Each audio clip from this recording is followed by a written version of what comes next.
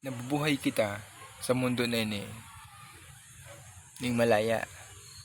Intiro na gusto na to, pwede na to himuon. Intiro na nais na to, pwede na to himuon. Maghimo kita maraot, pwede na to himuon. Maghimo kita sinmayad, pwede na to himuon.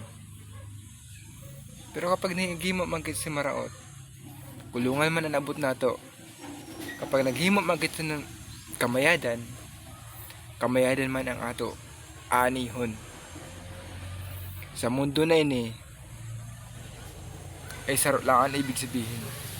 Ang mundo na ini ay punong-puno talaga ng panghusga. Kapag gumawa ka ng mabuti, bibigyan ka ng mabuti. Kapag gumawa ka ng masama, ay bibigyan ka ng masamang biyaya. Yun ang patakaran ng mundong to.